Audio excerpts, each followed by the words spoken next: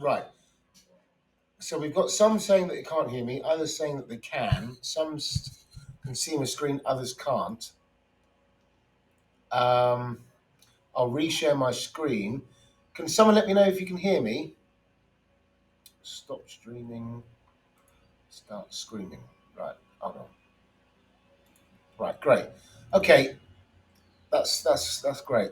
Now the good thing is I'm recording this, so I'll just let people know in the chat if you cannot hear me or see screen and or please sign out and rejoin or use the app instead of web browser version of Discord,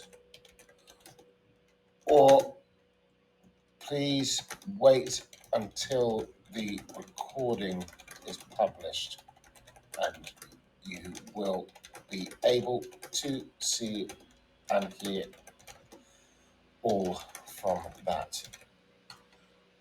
Right, we're going to get kicking off any second now. Let's get that message out to everyone and then we'll crack on. Okay, right, so thank you all for being here. I hope everyone's doing really, really well and have had a great week and looking forward to the weekend. The purpose of us getting together today is it was inspired by a number of questions, both in fact inspired by a number of questions about the mentorship, which is ongoing, by the way. There appears to be some confusion. You can sign up and join the mentorship anytime you wish. You don't need to wait until a new month. What I will do is I'll track the progress of each mentor within the program. The program is designed to last round about a month, and we'll get into all of that shortly. But just to remove any uncertainty about that and clarify, you can join at any time. And this webinar today was also inspired by questions related to the strategy that I use, and perhaps why some of my analysis is somewhat different to what it was maybe a year ago. It's because I'm strictly following a mechanical and rule-based strategy. So that's probably the reason why there is some difference in my analysis. And also there were questions related to my analysis. So let's get into, first of all, what the mentorship is about, and then we'll work our way through over to the strategy. So the mentorship is one whereby you will be grouped with other mentorees who are being coached into a Discord channel, which I'll just give you a quick show of. So your usual server FX Street, but instead you will, well, not instead of, you'll always be here. Take me there 1 second. Don't know what's going on with this at the moment. Right. So this is where we usually collaborate, but when you become a student, you will also enjoy, if I can find it, my Discord's all over the place there, coaching. There is a coaching channel, and there you will collaborate with other mentorees, my students, and we are strictly discussing, well, I mean, what we're not doing is mixing other trading ideas and strategies. We're concentrating on one particular strategy, and this is where we will collaborate round the clock. This strategy is designed for Tokyo, where it meets Sydney. So a crossover between Sydney and Tokyo, a crossover between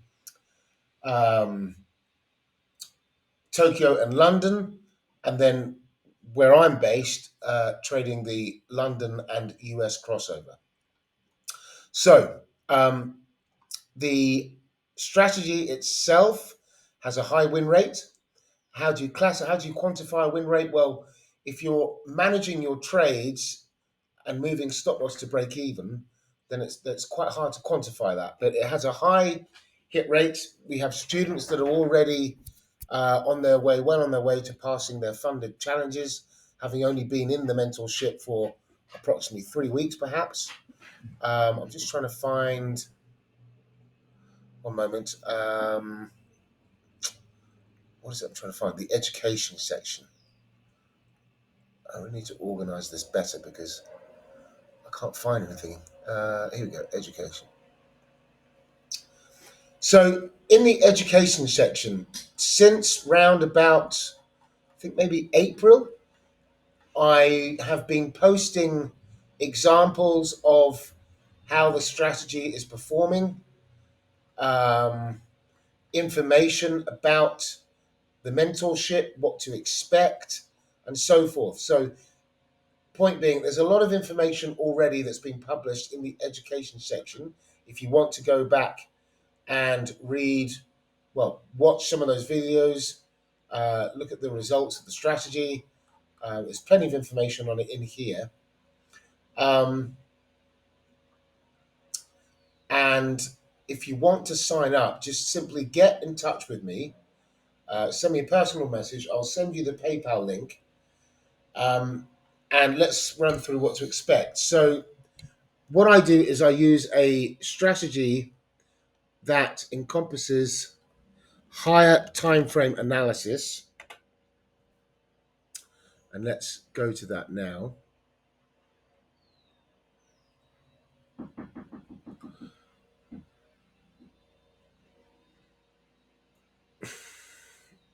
So there was a gold setup according to the strategy. It was a high risk setup, but we'll talk about it in a moment.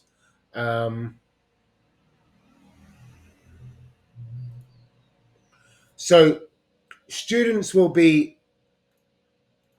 given at the moment where this is what I'm giving out is a template of indicators. So you'd need to have access to TradingView, and I'd simply send this template of indicators across to you.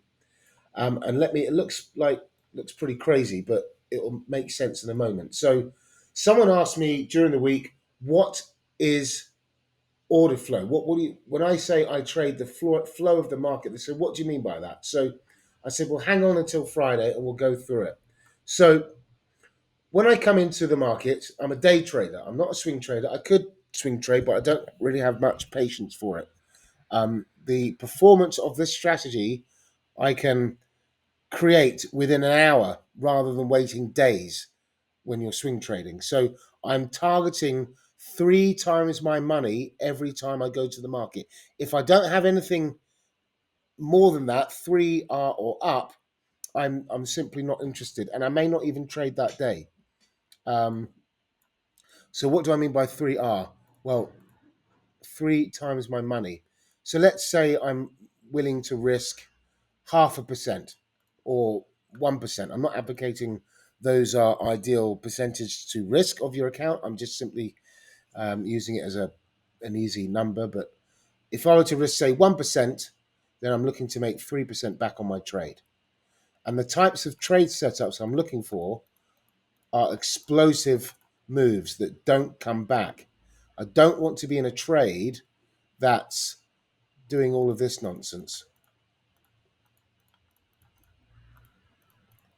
right? That to me is absolute junk, and I don't want to be a part of it. I want to be in stuff that is breaking out with higher time frame traders driving the move. So when I come to a market, what I need to see is that I have support from the higher. Um, Someone's saying the screen is black. It should be. Let me reshare my screen. Let's try that. I don't know if some of you were seeing the chart or not, but I've just reshared. Okay, it was fine at Matty's end. So what causes these parabolic moves? It's higher time frame traders. So I need to see evidence in the market that we have higher time frame traders driving the bias in the direction that I want to trade my setup. So I'm not coming to the market gambling. I'm coming to the market with a mechanical uh, system with rules that I need to follow. And if those rules can't be applied, I simply don't trade it. Just because I like gold as an instrument doesn't mean that I'm going to trade gold all of the time. Many of the members here, and I know certainly elsewhere, generally speaking, gold is a very, very popular instrument, but you don't trade it unless you have a setup. Hence why I have a series of instruments that I'd look at over the course of the day for my New York session. If I'm trading Tokyo, I might be more inclined, which I do at times, to trade currencies on instruments related to that market. Okay, so when I come into New York, I'm not just looking at gold. I know I do a lot of analysis on gold for everyone because it's asked of me. But if I don't have a setup, I ignore it and I move to something else. I'm trading predominantly silver, gold, oil, US 30, NAS 100, the S&P, and then and only then, if I don't have any setups forming on the day, I'll start to look at the currencies. Um, I find that the instruments such as gold, silver, oil, and the indices give better uh, setups for me to trade. They are more parabolic than the currencies. The currencies, Forex or AKA Snorex, because of the time that currencies take to build up um, and then play out, even when you're in the trade. Whereas with, say, the NASDAQ, you can have a very explosive move and you're over and done with within an hour. So that's just to give you an example of uh, what I'm trading. And then let's talk about how I arrive at my setups. Now, what I can't do, obviously, is just simply give you the rules and entry rules and everything, but I can give you as much information as I can. Whereas the strategy is really reserved for those that are taking the mentorship, and it would only be fair that that those that have paid for the mentorship and the strategy, that the rules to the strategy are kept for them. But the rules of the strategy, I mean, I'm going to give you enough information today that you could probably go away, put your own rules based on what I'm about to show you, and set up your own setup rules. But let's get into um, what I've got here on the chart. And we're using gold because it's a popular instrument that you all seem to follow. So, or most of you. Now, what I've done here is I've boxed off the monthly chart. Those are the dark shaded larger boxes in the background. Um, and within those, you have the weeks. They're all boxed up. And then within those, we'll have boxes for the days, and we'll work our way down to the lower time frames. But what this is giving me, it's giving me a bias from a longer term point of view. So let's look at that. Let's look at the strictly the monthly boxes for the moment. So I will turn off the others, and I'll turn off the daily markers. The daily markers are telling me how the day closed, bearish or bullish, and we'll get into that in a moment. So as you can see, we've got a market here that is on the rise. We had June as a red month, but that stayed inside of May. Now, when a market or a bar, so whatever time frame you're on, this is the monthly chart, when you close inside of a previous day's range, what you can do is you can look at the previous the previous period's range and determine whether it was bullish or bearish. Now, this was a bullish month, and therefore you can assume that coming out of that inside month, you can assume until proven otherwise that the month that you're in, that you're now trading within, will also be bullish in line with the underlying trend. So I just wanted to point that out. And there are ways in which we in the mentorship will trade an inside period. Um, Essentially, what often happens is it will break to one side, take out the stops, and then come back to the other side, um, often within the same period.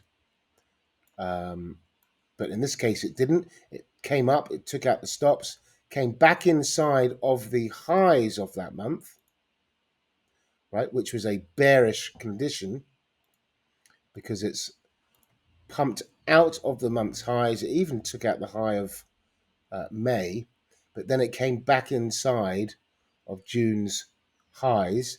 And that there, in doing so, at that point, let me rewind. Can't seem to click onto it. Why is it not letting me rewind? There you go. Where are we? So it came back into that down here. So in doing so, coming back into the high, bear with me.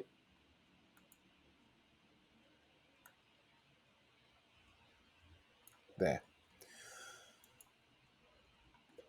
You would start to anticipate the continuation on the lower time frames in line with that bearish monthly condition.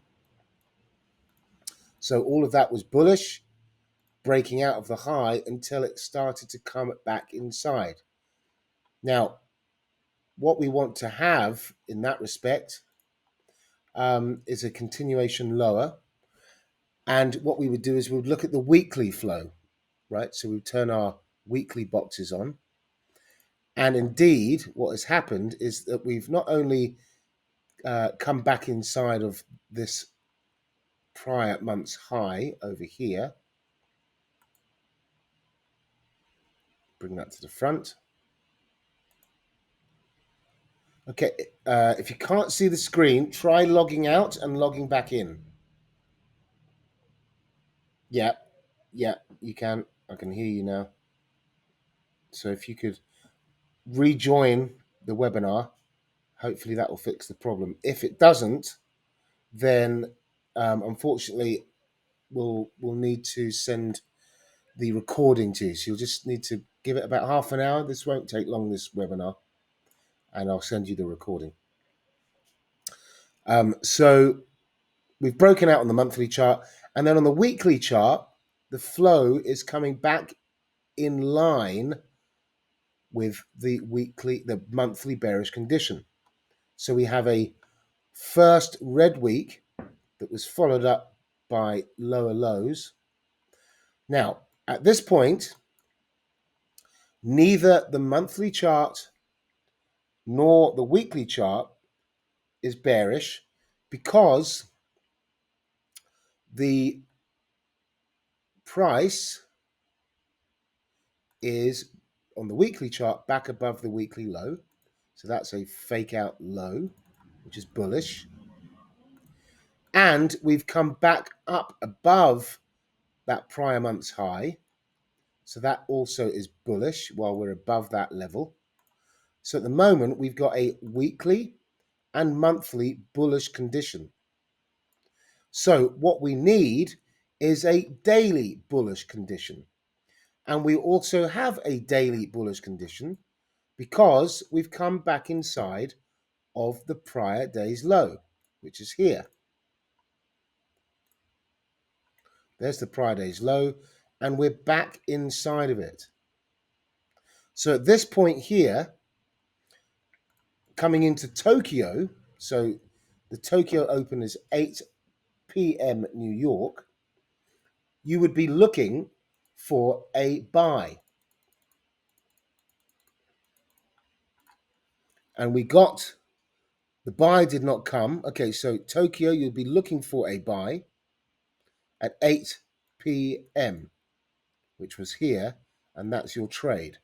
And then we also get another crack at the whip. Bear with me. you get another crack at the whip in London.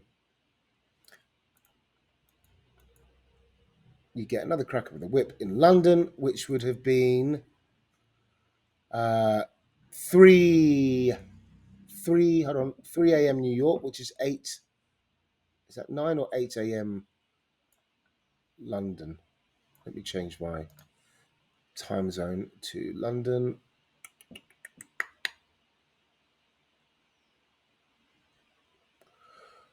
There it is. Yeah, 8 a.m. London, exactly. So 8 a.m. London for the long trade to test the highs of the prior day, right? So hopefully that gives you some insight that what we're looking for is the higher time frames to be aligned with our day trading thesis. So our day trading thesis is only when the higher time frames are aligned. And the more that are aligned, the better. So if you've got the monthly and the weekly and the daily conditions aligned, someone's asking me, am I a swing trader? No, I'm not, but I could be. I choose not to be because I don't want the, uh, I like a good night's sleep, so I don't want to be waking up in the middle of the night to, manage a trade. As I said at the start of the webinar, I target 3R. Um, I target 3R day trading, um, and I would do the same on a swing trading basis. I would also target 3R, but swing trading outcomes take a lot longer to play out. They can be days, if not up to, say a week, or depending whether you consider yourself a position trader. I mean, if you're position trading, you'll be holding on to something for much longer than that. But this strategy, so here you could day trade this and make 3R within a couple of hours, or you could decide to swing trade and wait for days to get the same outcome. So it's really down to your personality, um, your time commitments elsewhere, and so forth. But this trading strategy that I'm teaching to students requires you to be at the screens, depending what session you're in, but just for a few hours around the equity opens of those sessions. You don't need to be at the screen all day. You certainly do need to prepare for an early start. So you need to do your homework probably while you're learning the ropes the day before, and then coming in that bit earlier on the day before the markets open to ensure that the homework you did the night before, the markets haven't changed too much, and you can still rely on your homework from the day before and use that for your setup. So you would need to analyze the market depending on your session, what instruments you want to trade, but you would need a relatively wide selection of instruments. I advocate these for the US session, and you will need to analyze each one of these um, ahead of the open um, and have your bias. And out of those, you would drill it down to a handful that you're more happy with, that are more striking, compelling uh, with relation to the strategy. Um, but you could swing trade this strategy if you have all the higher time frames aligned, the monthly and the weekly aligned with the daily. Then that is the recipe to hold on to your position for longer and target longer targets. So, for instance, on a day trading target, for instance, let's look at the gold that blew off. On the gold, we had an entry on a 15-minute chart that would have been in here somewhere. So if I, and at this point, you had um, a scenario whereby you're coming back inside of the previous day's high, which is bearish. And if you're day trading, my trade would be to a level as being the prior day's low, and I'd be in and out. I wouldn't want to be hanging on all day long. That's my 3R right there, but targeting the low of yesterday, stops below it, 4.5R, right? And that was, I didn't take this trade, admittedly. We were looking at other things. It wasn't an ideal 5-star setup in terms of the strategy. There are certain rules that we need to follow, etc. And I preferred looking at other things, but that indeed was a trade. And look how, I mean, that took, 15 minutes, 3R. So that's the power and nature of the strategy. We're looking for those parabolic setups. Right, do people follow at the moment? Are there any questions so far?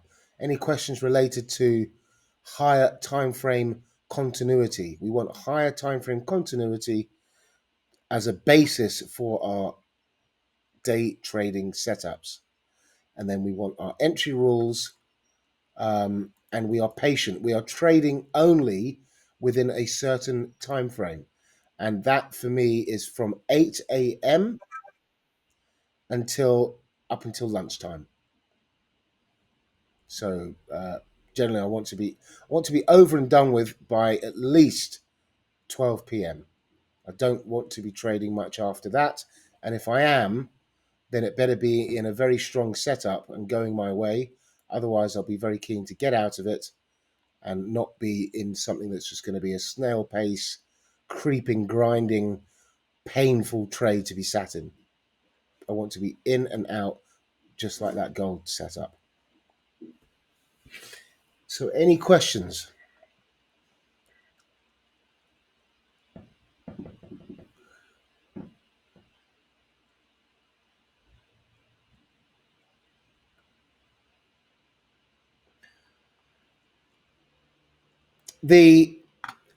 With gold, let me break it down for you. So we had a market here that moved back inside of the prior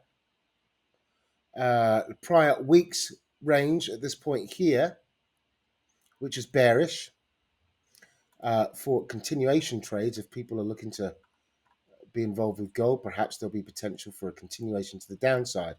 But on the day itself, a trigger could have been once we're back inside of the prior day's high. Typically on a Friday, you're either going to get a trend trade that continues or you're going to get a reversal.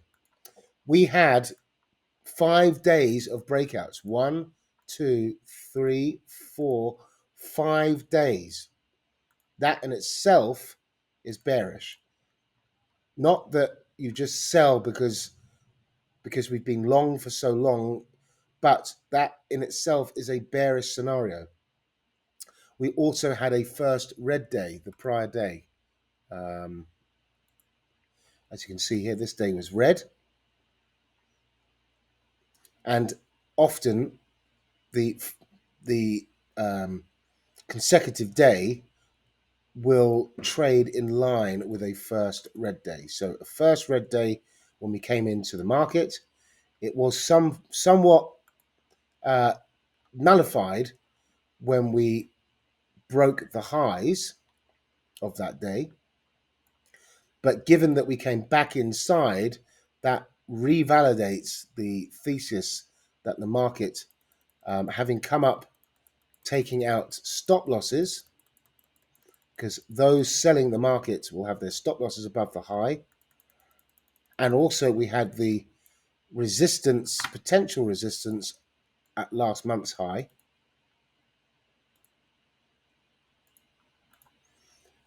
And given that we popped up and came back inside, you then have a confluence of factors playing in to give you the confidence to sell the market. Okay, so this video will end in 5 seconds, so I'm going to there'll be two video recordings.